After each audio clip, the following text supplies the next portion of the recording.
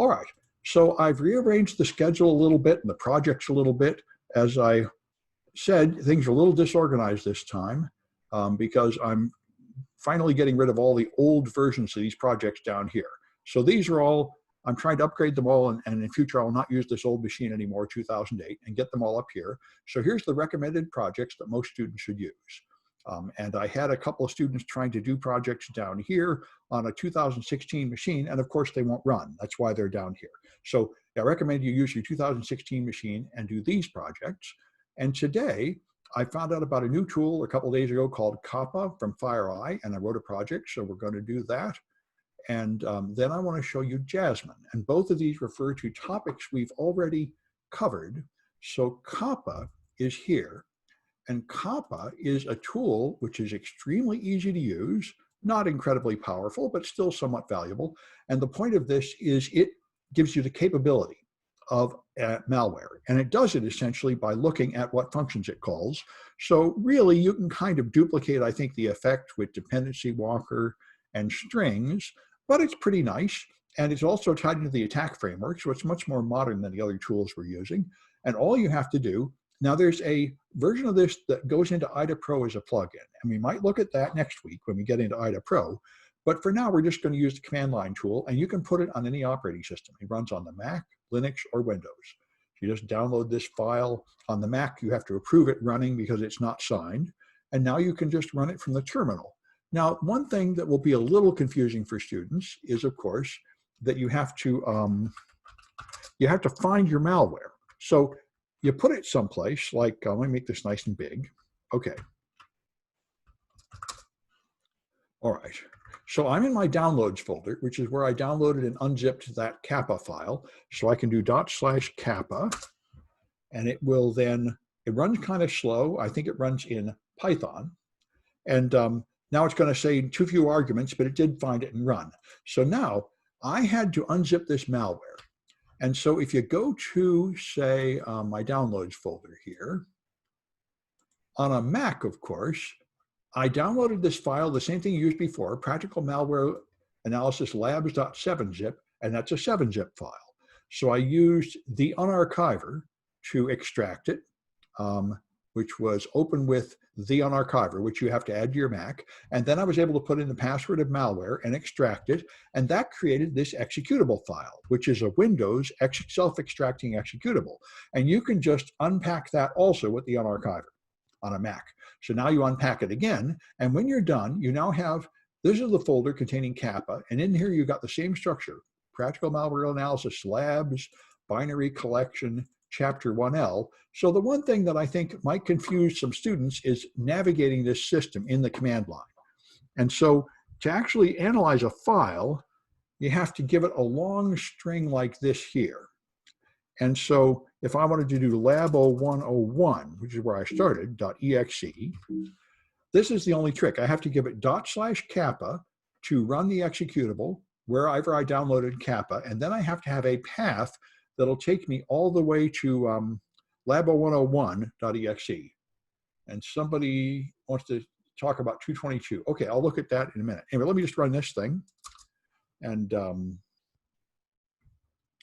anyway, so it runs kind of slow, and it downloads a bunch of definitions. It's essentially like Yara. It's matching patterns. So when it's done, it does an MD5 hash and a SHA-1 hash. It shows you the file, and then it tries to figure out what that file does. So it decides that this file does discovery and that it hunts through a directory. The only thing it found in this file is that it's looking through a directory to find a certain file name or something. So it calls that discovery, and then it shows it's using copying a file, enumerating files, and reading files. So this particular file doesn't do anything too exciting, but it does show you here what it's doing. And there's a few others to do here and some flags to find. So here you've got one, a labo101.dil. This does a bunch of networking, create a TCP socket, send data, and so on. So that's kind of fun. And down here, this one here actually does two tactics.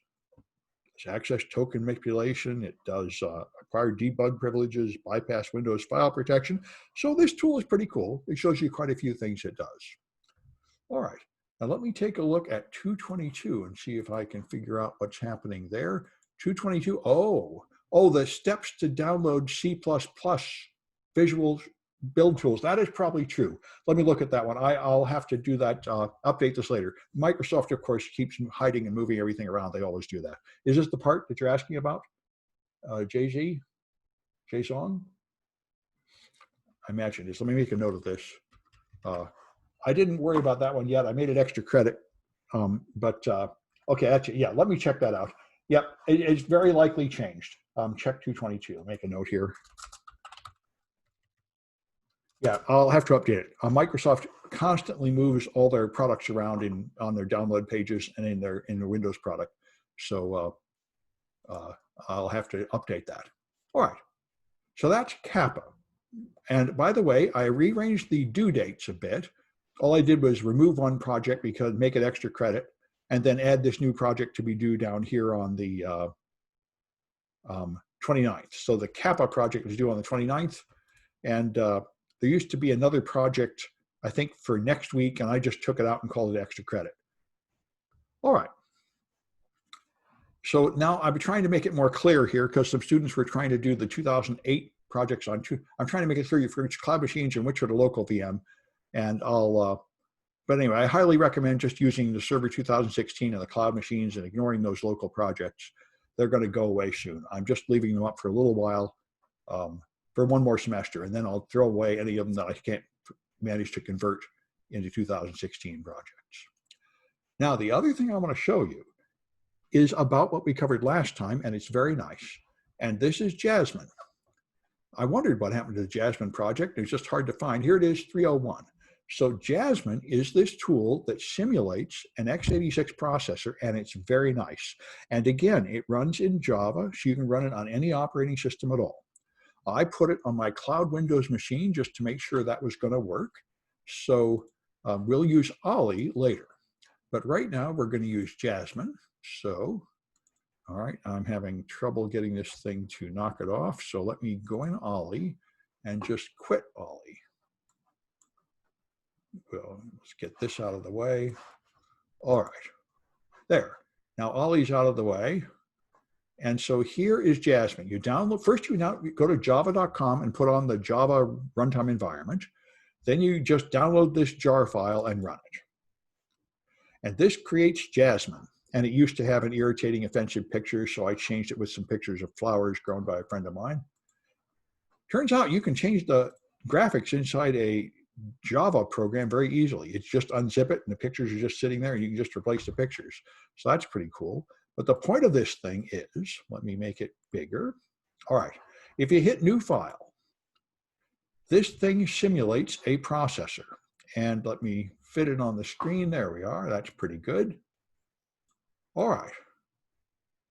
So what's going on here? And this is why this is you should see this, and you're going to see the same information over and over in every tool we use, in IDA, in Ollie debug, and so on, because it's showing you a view of what the hardware is doing.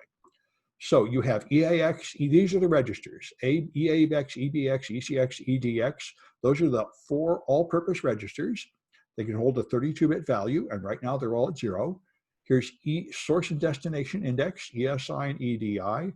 Here's the stack pointer and the base pointer used to point to the top and bottom of the current stack frame. And here's the instruction pointer. Those are the primary registers. Here's the other things like floating point and the registers that keep track of whether you've got a carry bit or a sign bit, but we usually don't worry about those. These are the ones you care about.